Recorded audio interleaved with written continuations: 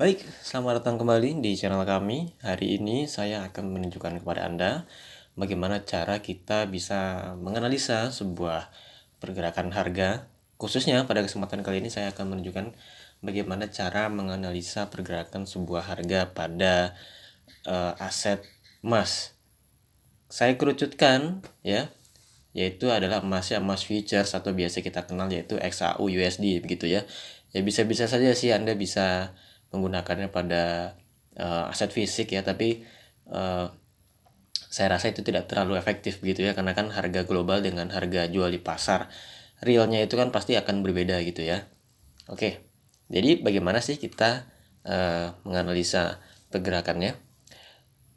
Biasa saya menggunakan chart gitu ya, menggunakan chart yaitu menggunakan candlestick gitu. Jadi memang ada banyak di sana, di luar sana, cara menganalisa itu banyak sekali caranya. Ada yang menggunakan indicator, ada yang menggunakan ya uh, hanya naked chart saja, hanya chartnya aja ada mungkin juga bahkan pakai robot begitu ya. Nah, menurut saya sepengalaman saya di dunia financial market hampir 10 tahun ya, saya merasa bahwa uh, mau kita pakai indikator satu, dua, bahkan ada yang 5 gitu ya, mungkin ada yang lebih, dan bahkan mungkin ada yang pakai robot juga. Bagi saya itu tidak terlalu menjadi hal yang memang itu ada perbedaannya, dan itu ada signifikannya begitu ya. Itu tetap ada jalan yang ditempuhnya itu tetap berbeda. Nah, tapi sepengalaman saya juga, hal tersebut bukan berarti membuat kita menjadi pasti untung begitu ya. Jadi bagi saya, kalau yang ribet itu tidak menjamin kita untung, ya sudah kita yang simpel-simpel saja begitu ya. Karena apa?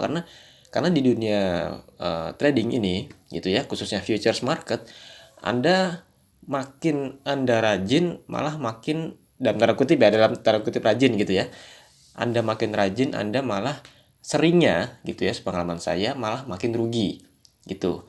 Balik lagi, selalu saya ingatkan ke teman-teman saya yang ingin belajar trading, bahwa trading itu adalah probabilitas, bukan produktivitas. Jadi mentang-mentang Anda rajin dari pancar terus auto profitnya jadi makin banyak, itu nggak ngaruh gitu ya. Nah, pada kesempatan kali ini saya mengajak Anda bahwa di financial market itu kita tidak boleh berhenti belajar gitu ya. Jadi kita harus menerima bahwa setiap pelajaran yang pelajaran yang market berikan kepada kita itu adalah sebuah pembelajaran yang memang harus kita lalui begitu. Nah, di kesempatan kali ini juga saya mengajak Anda untuk yuk kita analisa chartnya yang gampang-gampang aja. Oke, bukan chart yang gampang ya, maksudnya metodenya itu yang simpel-simpel saja begitu. Saya akan contohkan, yaitu adalah pergerakan harga, atau misalkan orang sering bilangnya ini ya, price action gitu ya. Anda pasti yakin, mungkin Anda juga pernah melihat bahwa price action itu begini gitu ya. Jadi pergerakan harga itu begini. Nah, ini katakanlah nih downtrend gitu ya. Nah, dan sebelah sini yang uptrendnya gitu ya. Nah, ini adalah sebuah hal yang bagi saya simpel sekali, dan bagi saya ini sebuah cara yang ya ngapain lah ribet-ribet, kalau kayak gini aja bisa menghasilkan uang gitu ya. Nah, tapi mungkin Anda juga pernah mengaplikasikan cara ini tapi juga gagal juga gitu kan. Gagal dalam arti Anda tetap rugi. Selalu saya ingatkan bahwa analisa dengan trading itu berbeda. Nanti di kesempatan selanjutnya saya akan membahas lebih lanjut tentang trading begitu ya. Karena kan nyatanya Anda melakukan analisa dengan metode price action, dengan metode indikator A, indikator B, itu tidak selalu beriringan dengan aktivitas Anda sebagai trader. Artiannya analisanya boleh seperti ini, tapi kan entry-nya kan tergantung daripada pergerakan harga, mungkin di time frame yang lebih kecil, atau mungkin Anda harus nunggu swing yang terjadi begitu ya, atau mungkin Anda harus sesuaikan lotnya begitu kan. Itu adalah dua hal yang berbeda gitu. Mungkin buat Anda yang pertama kali terjun ke dunia trading, mengenal dunia trading, mungkin agak aneh ya. Lo bukannya kalau misalkan trading sudah pasti analisa gitu kan? Ya memang sebenarnya, tapi nyatanya Anda tidak harus analisa untuk bisa trading loh. gitu ya. Maksudnya bagaimana? Saya akan ambil contoh simpel seperti ini. Anda bisa analisa. Contoh kita ambil analisa teknikal. Analisa teknikal itu tidak peduli Anda punya uang berapa. Oke? Analisa teknikal itu tidak punya sudut pandang kalau modal Anda segini, entry-nya segini. Gitu. Itu lain hal. Itu namanya money management, dan itu pada ruang lingkup trading gitu ya. Jadi begitu Anda analisa, Anda tidak harus trading sebenarnya. Begitu. Anda tidak harus entry gitu, dan Anda trading pun juga sebenarnya nebak kancing di baju Anda juga bisa-bisa aja loh gitu ya, kalau misalkan money management Anda benar. Oke, saya akan coba gambar lagi ya. Katakanlah Anda melihat pergerakan seperti ini. Oh oke, harganya naik gitu ya. Nah, harga naik ini kita ketika kita buka chart gitu ya, ternyata harganya di sini. Nah, kalau sepengalaman saya, gaya saya akan buy. Kenapa? Karena memang pergerakan harga yang sebelumnya itu naik gitu ya. Katakanlah saya entry di sini ya gitu ya, di harga sekian gitu ya, dan ternyata harganya naik. Oke, kalau seperti ini kita katakanlah naik dan saya sudah buang barang di sini gitu ya. Nah, berarti kita mendapatkan keuntungan. Begitu. Ini skenario yang kita namakan skenario ideal. Gitu. Lalu skenario kedua adalah begini. Ini harga naik gitu ya. Lalu saya entry di sini. Ketika saya buka monitor dan ternyata harganya sudah nge-swing gitu ya. Di video sebelumnya saya sudah bahas bagaimana kita melihat sebuah swing gitu ya. Silakan Anda main-main di channel kami.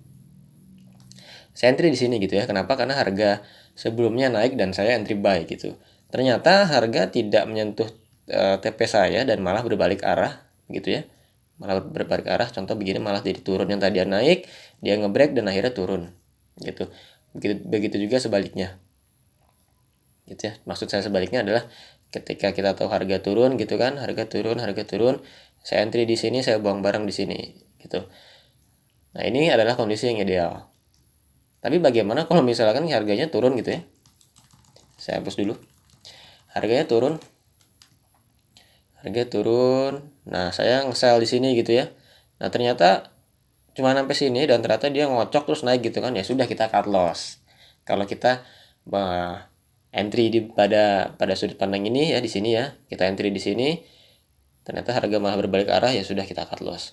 Lalu bagaimana cara mengatasi? Mungkin Anda punya pemikiran seperti ini. Lalu bagaimana Pak untuk mengatasi kita agar tidak terjebak daripada pergerakan harga yang tadi turun terus dan ternyata saat kita buka monitor ternyata harganya ini sudah tidak bisa lanjut turun lagi dan malah balik arah. Ya sudah, mana ada yang tahu gitu ya. Ya sudah, makanya kita perlu menginput stop loss gitu kan. Karena di posisi ini pun juga contoh begini ya, di posisi ini pun juga Anda kan juga nggak tahu apakah harganya akan lanjut turun atau malah ngocok dan naik gitu kan, gitu. Jadi memang itulah risikonya gitu, dan itu yang harus kita pertaruhkan sebagai seorang trader. Nah, di kesempatan kali ini saya akan menunjukkan bagaimana cara menganalisa sebuah harga gold dengan cara yang simple, menggunakan support resistance. Saya yakin Anda sudah pernah dengar dari channel YouTube lain atau pernah baca buku atau pernah baca artikel begitu ya. Karena support resistance ini cukup populer. Nah, support resistance itu berbicara soal atap dan lantai gitu ya.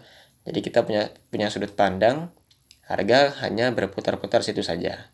Nah, kalau di berputar-putar situ saja kan artinya sideways gitu ya. Nah, kami tidak menyarankan Anda untuk trading di kondisi market yang sideways. Kenapa? Karena itu sangat-sangat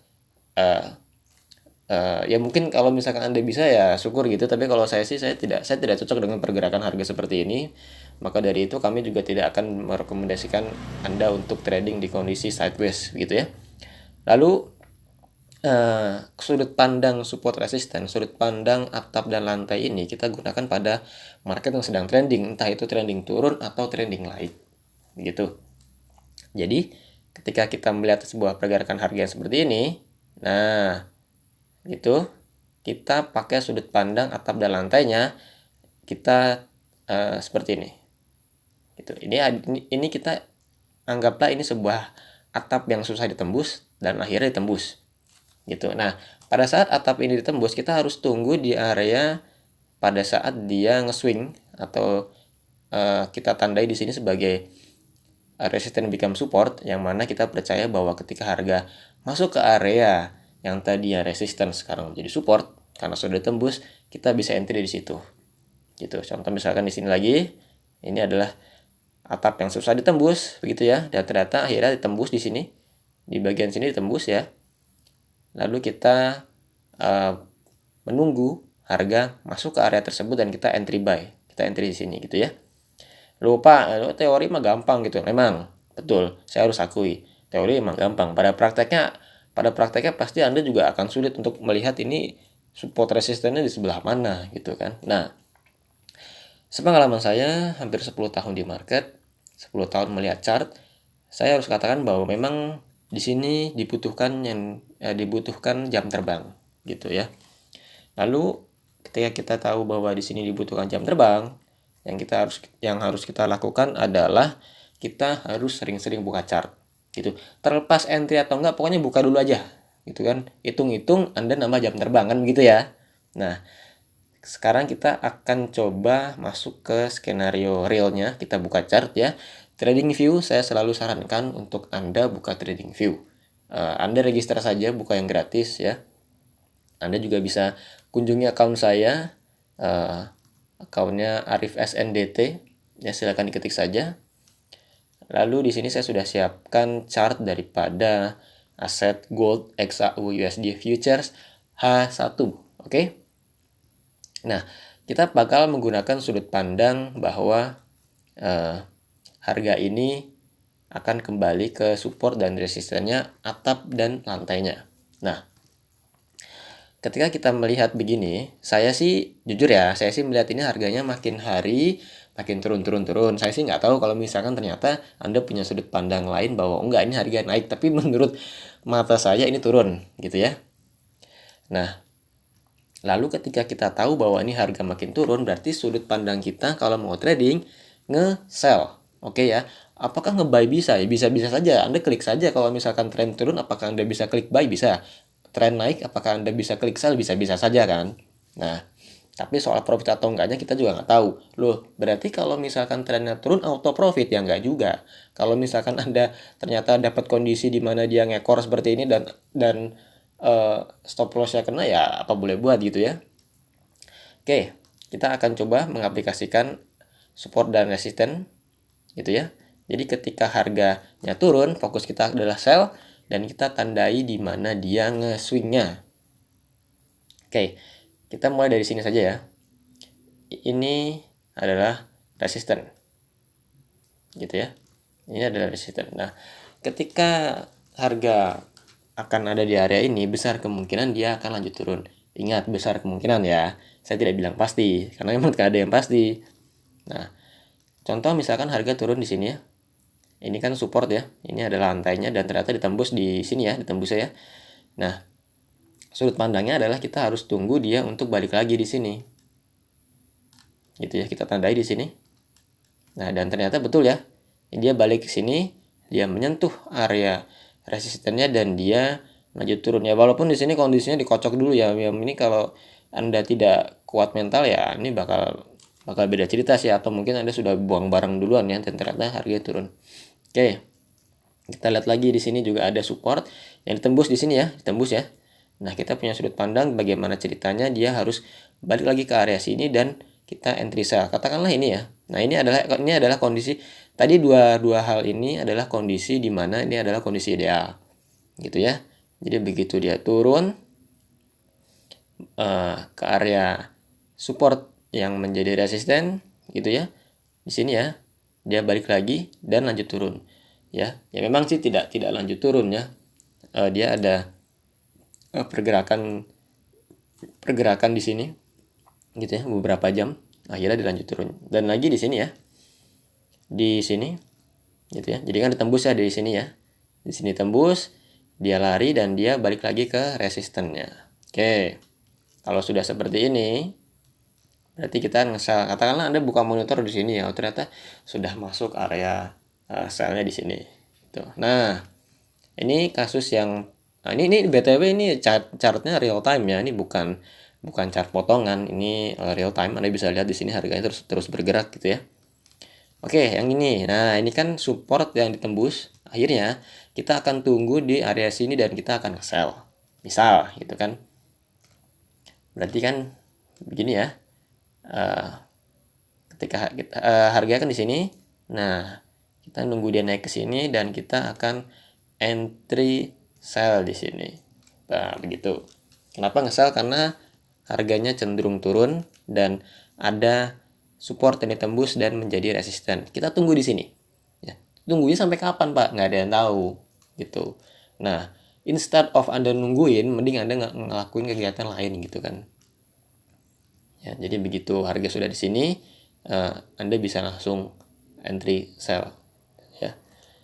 Nah, tapi bagaimana Pak kalau misalkan ternyata dia oke, dia naik gitu ya. Naik ke sini dan ternyata dia malah tembus naik ke atas. Ya sudah, kita cut loss. Gitu. Tapi bagaimana Pak kalau misalkan ternyata di harga yang sekarang gitu ya, dia malah lanjut turun, dia malah nggak naik-naik ke atas. Ya sudah. Gitu, cari setup selanjutnya. Gitu. Ya. Jadi katakanlah ini ditembus gitu ya. Jadi ini yang ditembus di sini. Nah, lalu Anda tunggu di area situ ya. Nah, di sini gitu. Nah, sip. Oke. Ya. Tapi bagaimana kalau nggak kejadian dua-duanya? Pasti kejadian dua-duanya, tergantung waktunya kapan sebenarnya. Gitu. Ini kan lagi ngebase ya, lagi ngocok di area-area sini-sini aja ya. Gitu. Nah, jadi Anda harus sabar memang, Anda harus sabar, harus menunggu bagaimana setupnya terjadi atau setupnya itu terbentuk dengan sebagaimana kita punya sudut pandang. Oke? Baik, saya rasa cukup sekian tutorialnya. Nanti kita akan update terus video selanjutnya terkait analisa-analisa yang bisa membuat kita profit maksimal di futures market. Terima kasih. Salam sukses.